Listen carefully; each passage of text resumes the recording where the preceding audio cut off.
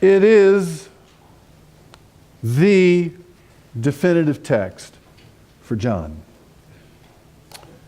And I'd like to walk through it again with all of you the way we did last week, just kind of as an introduction.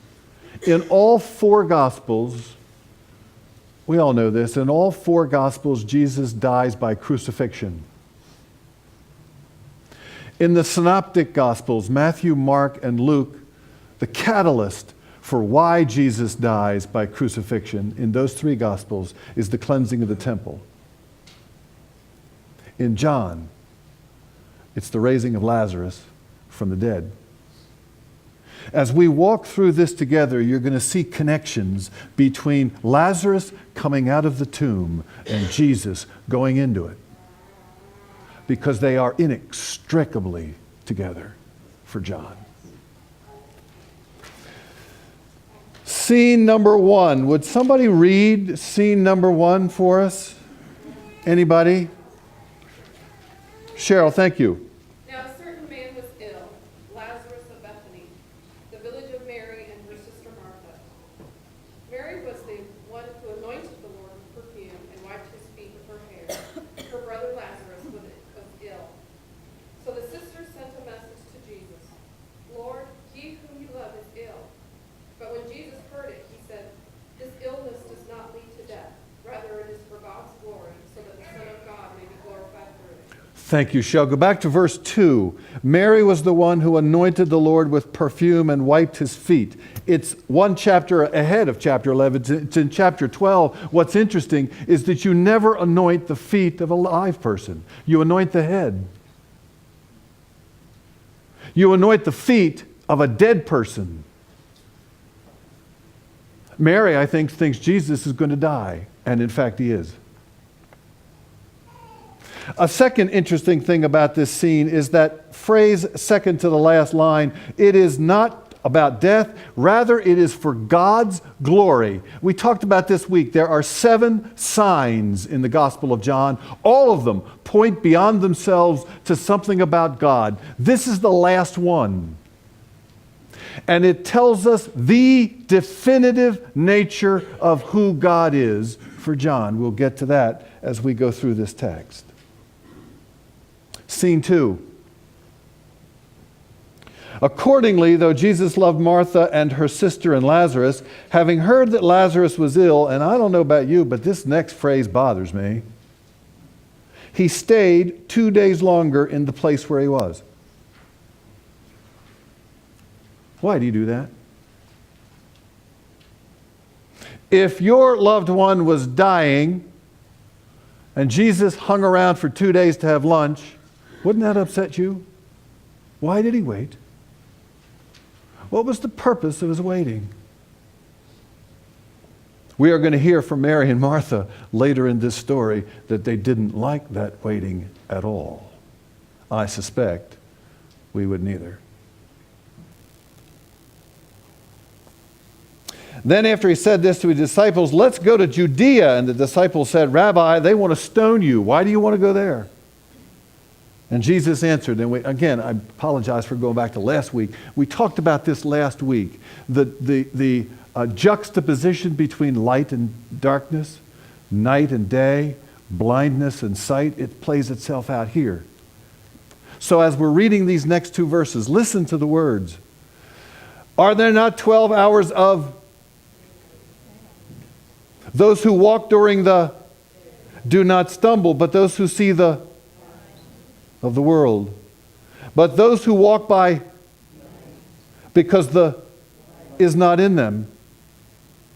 After saying this, he told them, "Our friend Lazarus has fallen asleep. I'm going there." Don't turn your page yet. Those words, days and night, light and darkness. The division in John's gospel is not between Republican and Democrat.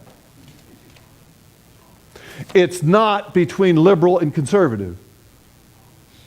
John doesn't care about the difference between gay and straight. John's not interested at all in black and white, rich and poor, male and female. The division in John's gospel is between those who see and those who don't. It's absolutely critical to the understanding of the gospel.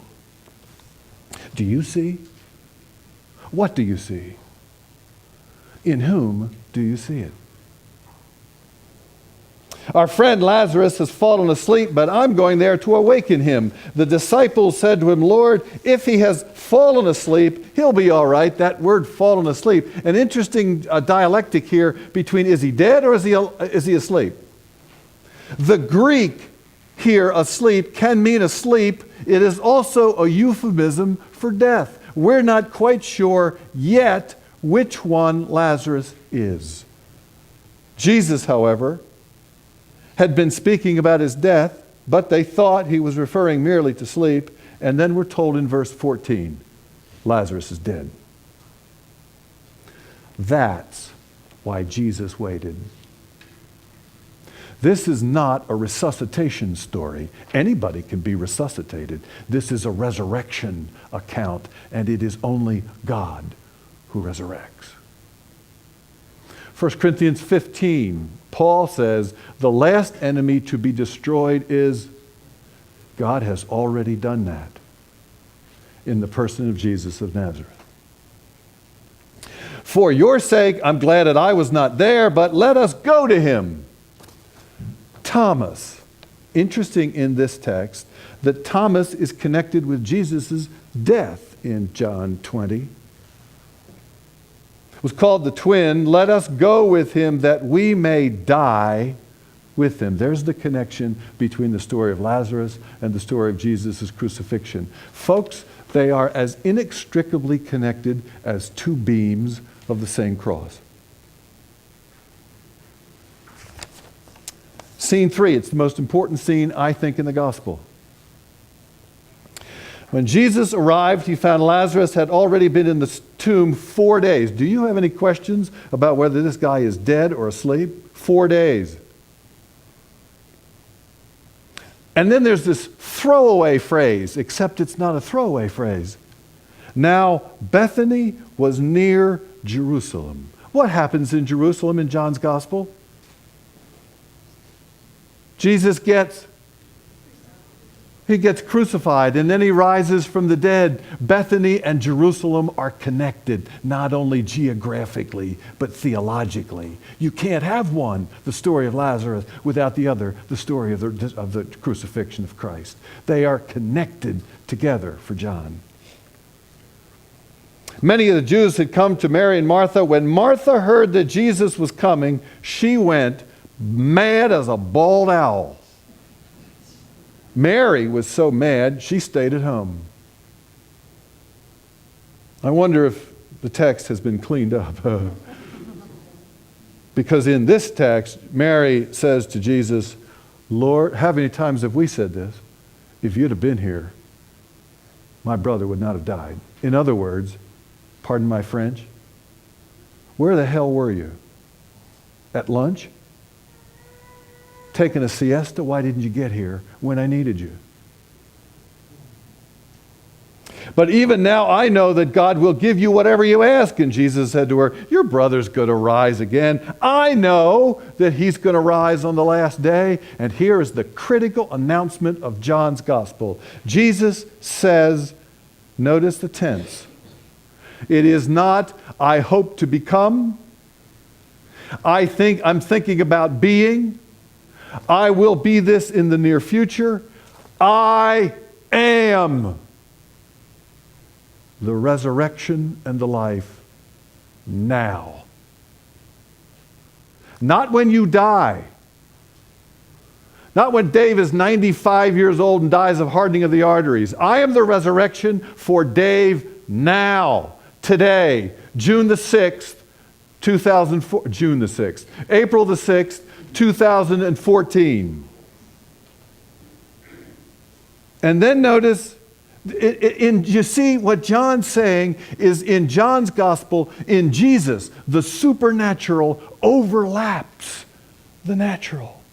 That you can have a resurrected relationship with Jesus Christ in a way that defeats death today, not when you die. And then there's an interesting verse, 2 verses. Jesus says to her, I am the resurrection and the life. And then in the next 2 verses, the word believe is used 4 times. The word is pisteuo in Greek. Jesus says to her, I am the resurrection and the life. Those who in me, even though they die, they will live. And everyone who will never die, do you? Yes, Lord, I. Why is belief so important? Anybody want to guess? Why is belief in Jesus so important? Pardon me, Carly? It's seeing God in Jesus Christ. Thomas is going to say at the end of this book in John, unless I will not. We live in a world where seeing is believing. I just won $1 million winning the lottery last night. Do you believe that? You would like to see the lottery. I'd like to see it too. Seeing is believing. Unless it's the other way around. Unless it's believing that causes seeing. Unless for John, if you believe, as Carly suggests, that Jesus Christ is God now, then all of a sudden you will see resurrection all around you. You will see things in ways that other people do not.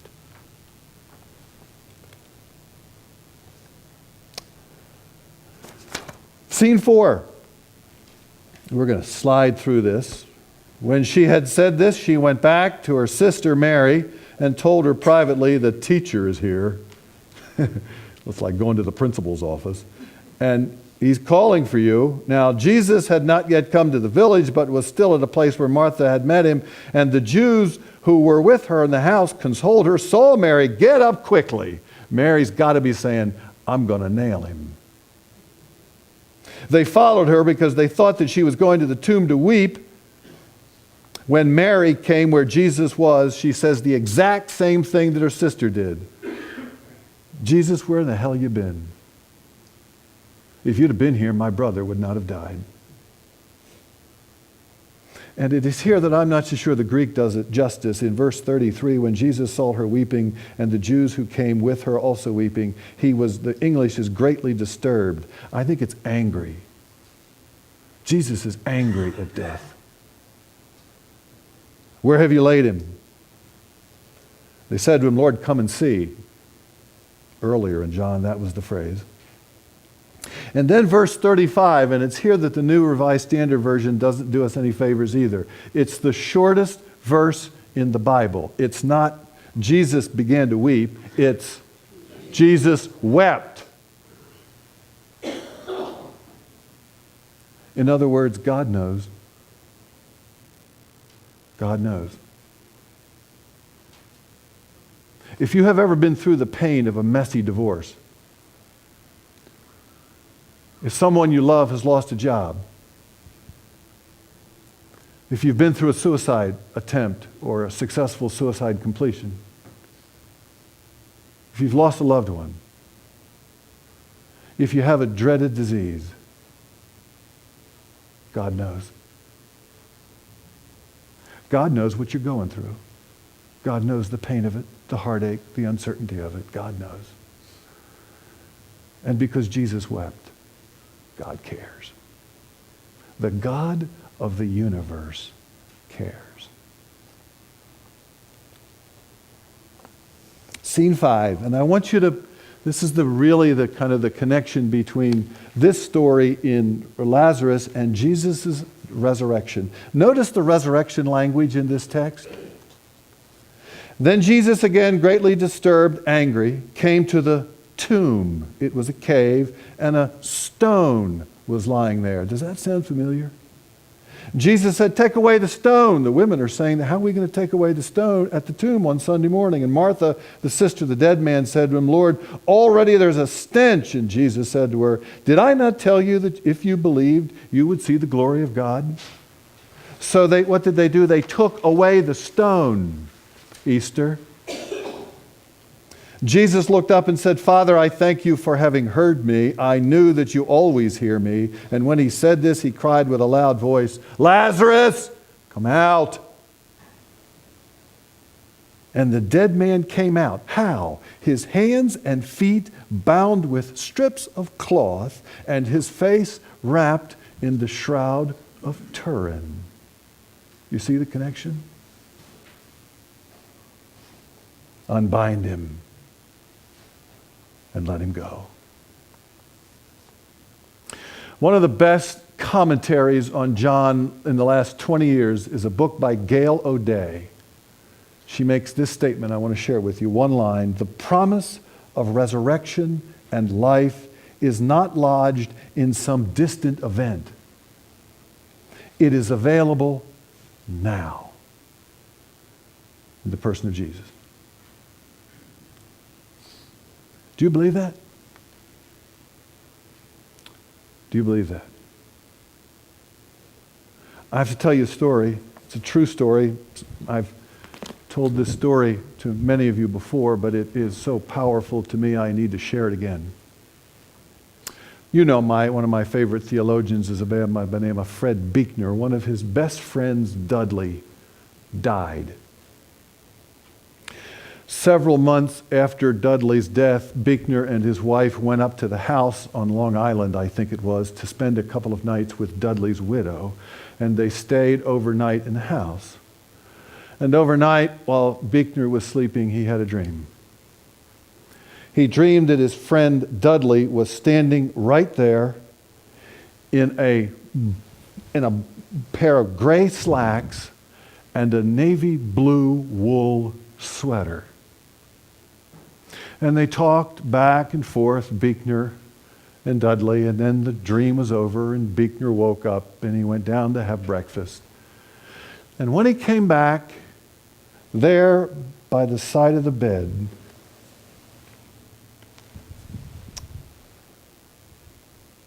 was a strand of navy blue wool. Do you believe that? Mary, do you believe it? Chrissy?